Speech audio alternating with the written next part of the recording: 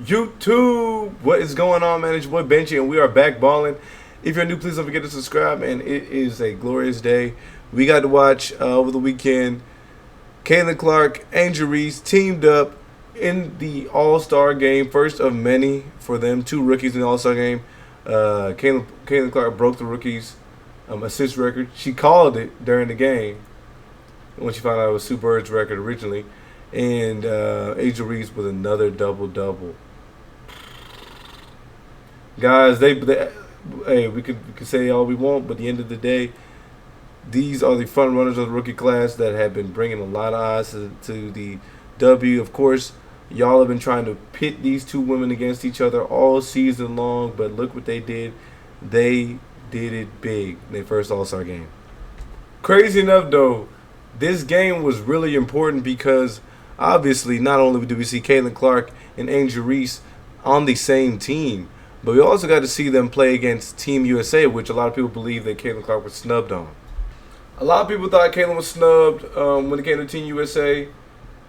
There was even comments out there that was saying that they didn't want the distraction to be there, which distraction was Caitlin Clark.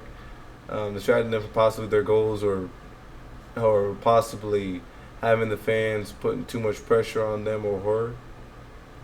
Anyways, Caitlin was gracious about the opportunity regardless to even be mentioned about it. And a lot of people now are upset because heading into the All-Star Weekend, she wasn't even participating in the three-point contest. So she voiced her opinion on that. It's not an easy thing to just show up to and shoot off of a rack. It's not something I've ever done before. It's not something I've had a lot of time to practice. I've been focusing on helping my team win games. So I think just, enjoying this break. I think there's going to be plenty of opportunities for me to do that at some point. And, but at the same time, like the field of shooters that we have in the competition are really good. They're all like near 40% shooters. So I'm excited for them. I'll be there supporting them, and it'll be fun. But yeah, I think the biggest thing that was for me is just like I need a break, and I need to take some time to myself to enjoy. So basically, she decided not to participate anyways. She threw it off as an opportunity, man. Like, she's been hooping nonstop. And interestingly enough, anyways, after this, the W does have a little bit of a break for a lot of the athletes that are not playing for Team USA. So, this is a good opportunity for somebody like her to kind of rehab, get back in the lab, reinvent herself a little bit, and prepare for the second half of the season. But she mentioned, look, it's not the end of the world that I'm not a three-point contest. She definitely is going to have another opportunity.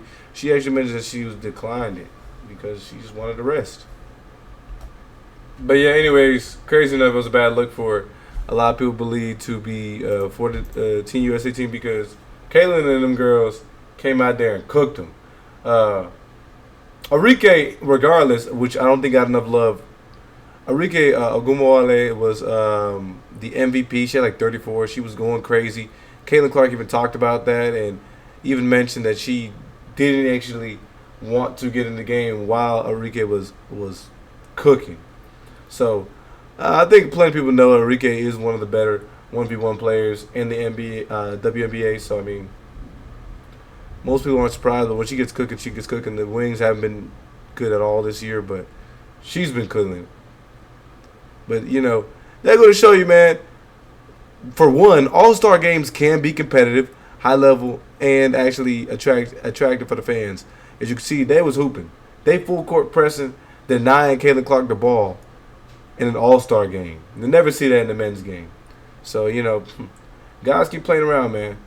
I think that we've had a lot more attention on the women's season this year. The Boston Celtics ring is in and out, but I really do admire, well, not only, of course, Caitlin Clark and Angel Reese have done in regards to bringing in the audience from their respective collegiate careers, but, of course, you've got, reigning champs, Kelsey Plum, Audrey Wilson, the Aces. They doing it, of course, plenty of talented other players. So bringing in did some big things, of course, jumping into the NBA three-point contest and competing against Steph. So, I think everything kind of worked itself well, but crazy work that the Team USA team lost. They lost before, but, I think kind of in line with what we're seeing with a lot of the current events, it's something to highlight, that we had an opportunity to pass the torch this year and allowing opportunities for some of these other players to kind of jump in.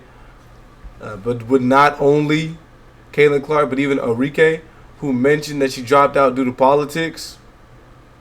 Wonder what politics she was referring to, but I mean, you know, pro sports is all about politics anyways. But I mean, we had an opportunity to get Caitlin on the team, we had an opportunity to get ARIKE on the team, and plenty of other players, and we didn't see that. So I mean, of course, we're going to send out Diana Taurasi, I guess, and all these other vets to go play for Team USA. But we even see on the men's side, they ain't looking too hot.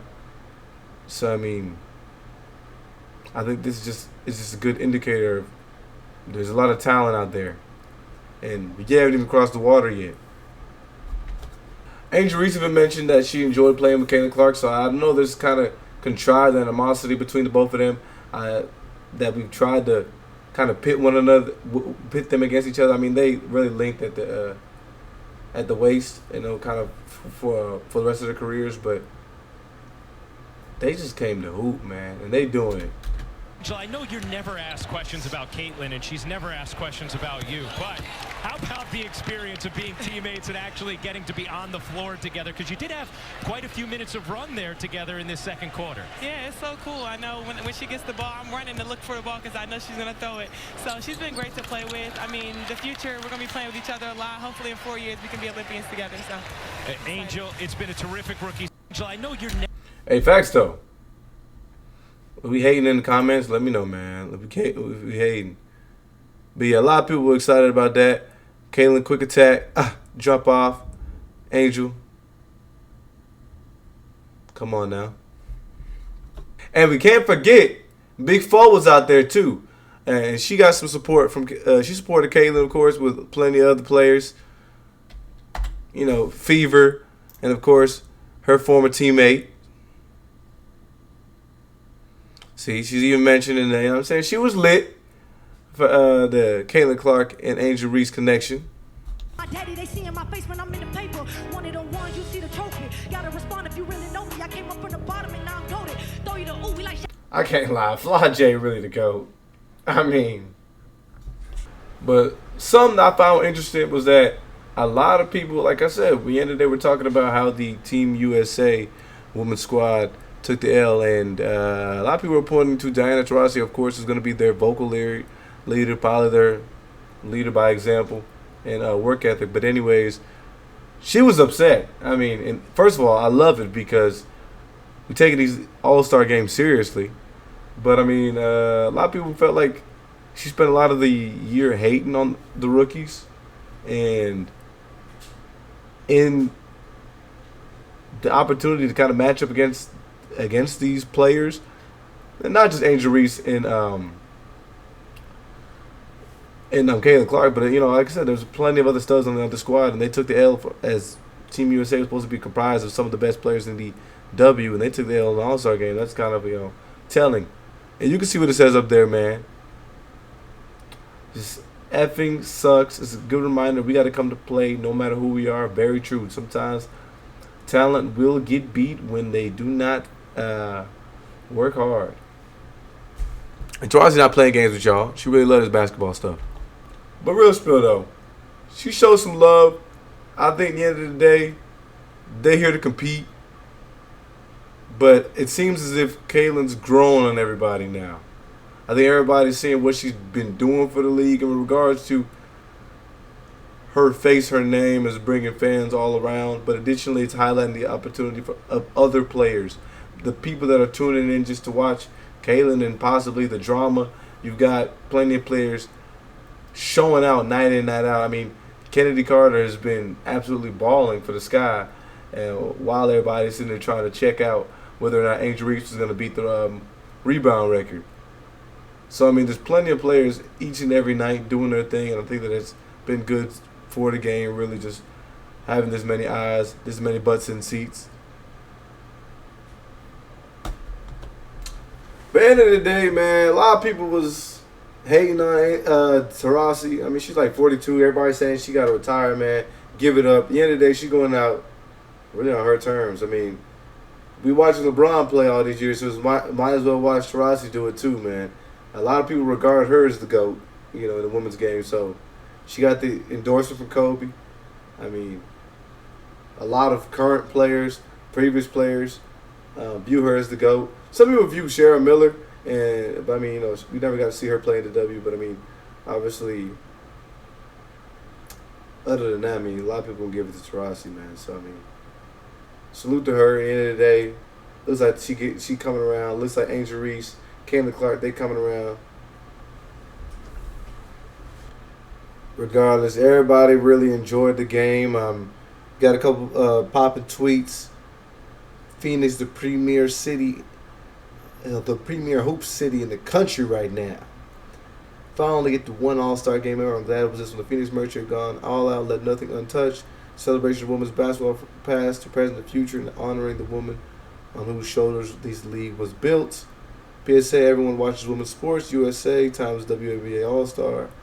The WNBA All Star game is the best All Star game in any major sport.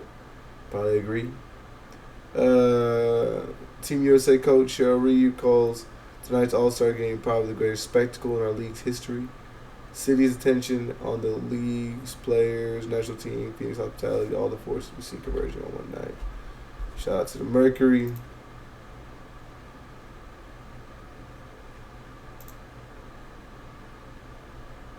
And we really did see Paige come out. This was kind of a crazy fit, though. Insane fit.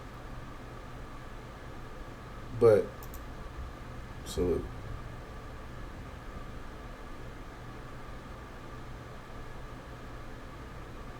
A lot of talent out there. And it's dope, man. Sold out.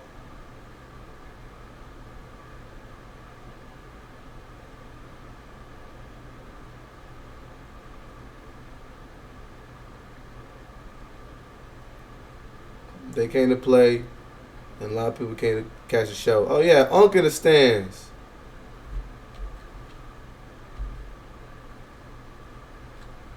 Ty Dolla Sign. That's good, man. I think it's a place to be this weekend. Shoot. Hey, that's dope.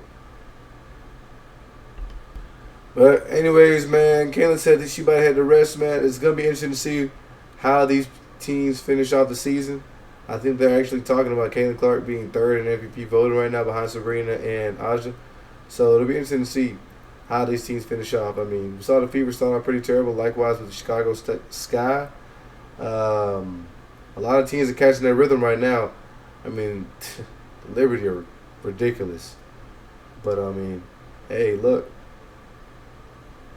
Should we be a little fearful for Team USA, or excited for the opportunity and prospects that we're gonna see for the future of the league?